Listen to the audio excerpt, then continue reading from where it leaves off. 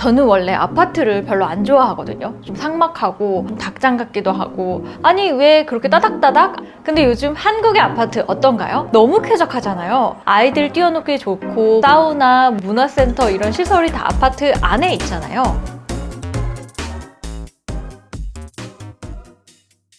안녕하세요 여러분, 책읽지라입니다. 이렇게 얼굴 뵙고 인사드리는 건 오랜만인 것 같은데요. 당분간 저자님들 초대하기도 쉽지 않아서 이렇게 책을 많이 읽고 소개해 보려고 합니다. 여러분들도 집에 있는 동안 좋은 책 많이 읽으셨으면 좋겠는데요. 책읽지라 영상도 많이 봐주시고 좋아요, 댓글, 구독, 알람 설정까지 부탁드려요. 저는 원래 아파트를 별로 안 좋아하거든요. 좀 삭막하고 밖에서 보면 좀 닭장 같기도 하고 또 뭐 현대인의 소외감이 느껴지는 듯한 그런 구조물이다 이런 생각도 들고요. 나중에는 지방에 내려가서 나만의 멋있는 집을 짓고 살아야지 하는 로망이 있거든요. 그런데 또 청약은 열심히 넣고 있습니다. 내 집 마련을 할 수 있는 길이 이 길밖에 없다라고 하면서 청약도 열심히 넣고 있는데요. 아파트라고 했을 때 제 기준으로 이제 두 가지 이슈가 있는 것 같아요. 아파트가 과연 살기 더 좋을까? 그리고 굳이 이 좁은 도시에 꾸역꾸역 모여서 살 필요가 있을까? 이런 궁금증이 들었거든요. 그래서 이 책 아파트가 어때서를 읽어봤습니다. 제목부터 아파트 편을 팍팍 드는 그런 느낌이 나잖아요. 실제로 제가 갖고 있던 통념을 좀 많이 깨줬던 책인데요. 한국 사람들이 아파트를 유난히 좋아하잖아요.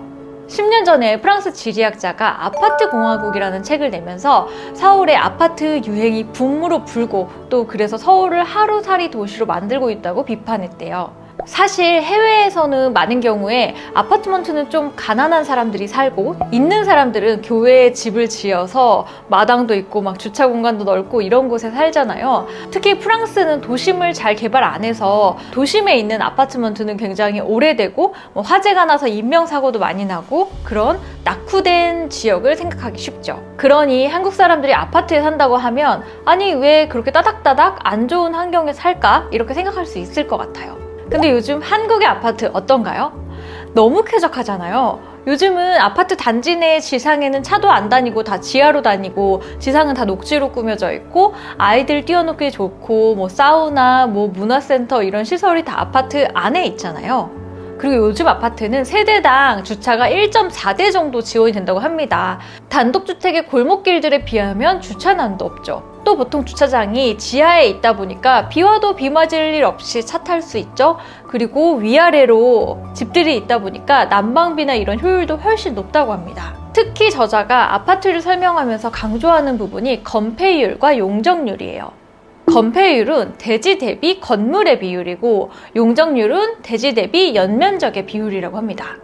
저는 단독주택이 많은 그런 덕선이의 동네 같은 곳에 사는데 이런 동네를 제1종 전용주거지역이라고 합니다. 이런 곳은 보통 건폐율이 50% 이하, 용적률은 50% 이상, 100% 미만으로 규정이 되어 있다고 합니다. 아파트는 제3종 전용주거지역이라고 해서 건폐율은 50% 미만, 용적률은 200% 이상, 300% 미만으로 정해져 있다고 하는데요. 근데 요즘 아파트들이 건폐율은 10% 정도 그리고 20% 미만으로 만들고 용적률은 300%를 꽉 채워서 짓는다고 해요. 건폐율 10%로 쓴다는 것은 다시 말해서 땅이 100평이 있으면 10평만 건물로 쓰고 나머지는 녹지로 쓰고 대신 층수를 20층, 30층 이렇게 높여버리는 걸 말하죠.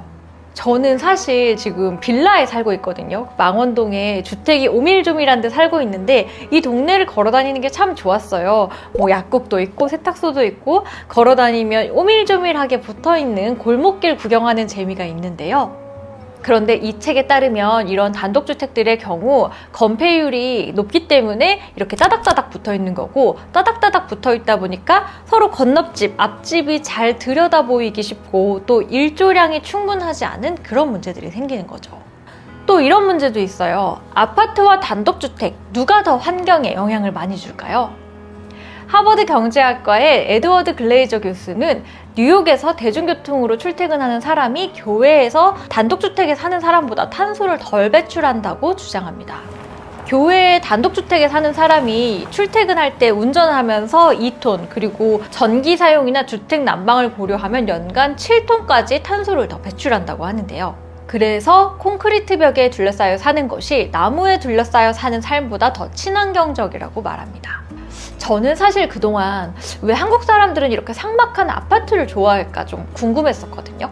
근데 이 책을 통해서 도시 인프라적인 관점에서 좀 이해를 할 수 있었어요. 그래도 여전히 저는 전원에 살고 싶긴 합니다만 좀 이해는 되는 거죠. 아파트에 대해 갖는 두 번째 생각은 꼭 이렇게 서울에 다 낑겨서 살아야 할까? 재택근무도 활성화됐는데 좀 더 도시 밖에서, 교외에서 살 방법은 없는 걸까? 하는 고민인데요. 우선 현재 도시가 주는 혜택이 너무 크기 때문에 사실 이걸 포기하기가 쉽지 않죠. 그리고 장기적으로는 일본만 봐도 인구가 감소하고 노령화가 되면서 지방이 공동화되고 지방도시들이 통폐합되는 현상을 피할 수가 없는데요. 제가 2년 전에 오래된 집, 무너지는 거리라는 책을 소개한 적이 있어요. 여기 걸어 놓을게요. 그 책이 일본의 지방도시 문제를 다루고 있었거든요.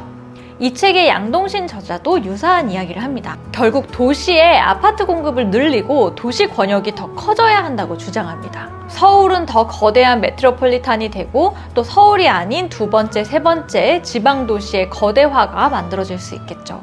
상해나 홍콩처럼 용적률을 더 높여서 더 높은 건물들이 올라가는 것, 또 교통 인프라를 확충해서 수도권 시민들이 서울로 출퇴근하기 더 용이하게 해야 한다는 겁니다. 일례로 세종시 정부청사 가보셨어요? 세종시는 처음부터 걷기 좋은 도시를 계획했는데 그래서 정부청사 건물도 일렬로 길게 늘어서 있습니다. 끝에서 끝까지 걸어가는데 1시간 정도 걸린대요. 근데 이게 업무 중이라고 생각하면 어떨까요? 1시간을 걸어서 타 부서까지 가는 거 굉장히 비효율적이겠죠. 정부청사를 고층 건물로 집약적으로 지었다면 엘리베이터를 타고 이동하면 되니까 더 효율적이라는 얘기입니다. 정부청사 하나도 그런데 도시로 봤을 때도 마찬가지겠죠. 정리하면 부동산 가격이 급등하는 것을 막을 수 있는 도시공학적인 요소는 용적률을 높이고 민간 개발을 적극 장려해서 공급을 늘리는 겁니다.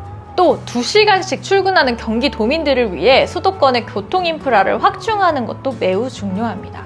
사실 여기까지 들으면 아파트와 주거 문제를 다루는 책인가 싶겠지만 사실 그 문제는 책에서 다루는 일부분입니다. 실제로는 양동신 저자님이 토목 엔지니어거든요. 오랫동안 지하철, 발전소, 해저터널 같은 사회적 인프라를 구축하는 일들을 해오셨다고 해요.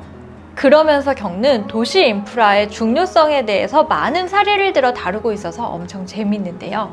양동신 저자가 이 책을 통해서 말하고 싶은 한 가지 관통하는 주제가 있습니다. 우리가 자연을 개발하고 활용하는 것에 대한 거부감이 큰데 사실은 그동안 인류는 기술적 인프라를 구축하면서 진화해왔다. 기술이 삶의 질을 비약적으로 개선시켰다 하는 것입니다. 예를 들어 서울만 해도 8, 90년대에는 여름마다 수재민 재난돕기 성금을 계속 모았어요. 요즘 계속된 봄비로 수많은 수재민이 생겼습니다. 강남역도 툭 하면 잠겼죠. 서울 강남역에서는 하수가 역류해 일부 지역이 침수도 했습니다. 지금은 찾아볼 수 없는 모습이죠.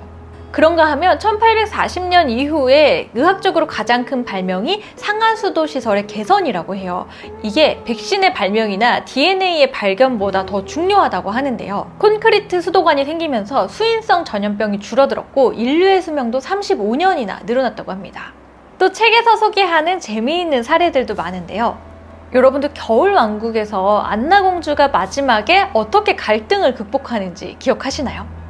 영화에서는 안나공주의 부모님 세대에 북쪽의 노덜드라 부족에게 댐을 만들어줬는데요. 이게 화친의 의미로 만들어줬는데 사실은 그 댐이 그 지역의 정령의 기반을 약화시켜서 갈등이 초래됐다고 나오거든요. 그래서 마지막에 안나가 그 댐을 무너뜨리면서 평화가 찾아오죠. 이렇게 댐이 인류의 적인 것처럼 구현을 해놨는데요. 실제로 겨울왕국의 배경이 된 노르웨이는 댐이 18,000개 이상이 있는데 전체 전기의 95%가 수력발전으로 생산이 되고 남는 전기는 수출까지 한다고 해요. 그만큼 인간이 치수를 하고 자연을 다룸으로써 삶을 개선해왔다는 이야기를 하는 거죠. 스위스에서는 알프스 산맥을 보전하기 위해서 모든 길을 터널로 뚫는다고 합니다. 가장 긴 터널은 무려 57km에 달한다고 하는데요. 우리는 터널이 산을 해칠 수 있을 거라고 생각을 하지만 산을 굽이굽이 돌아서 배기가스를 뿜뿜 내뿜으면서 가는 것보다는 터널이 생태계에 훨씬 영향을 덜 미친다고 합니다. 반면 우리나라는 급행 노선을 정할 때도 북한산을 건드리면 안 된다고 해서 노선을 빙 돌려서 간다고 하는데요. 저자는 도로와 철도를 지하로 구축해서 지상은 녹지를 만들고 더 쾌적한 환경을 조성해야 한다고 여러 번 강조하고 있습니다.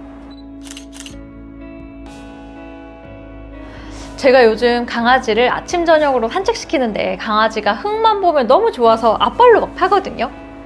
그래서 강아지를 보면서 참 도심에는 흙이 없구나, 콘크리트로 다 덮여있구나 하면서 그 도시가 야속한 마음이 좀 들었었는데요. 이 책을 읽으면서 그동안 인류가 이뤄온 것 또한 훌륭하다는 사실을 새삼 깨달았습니다.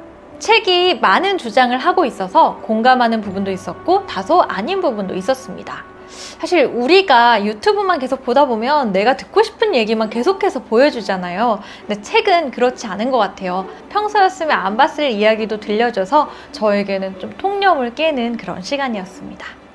토목 엔지니어의 눈으로 본 도시 이야기.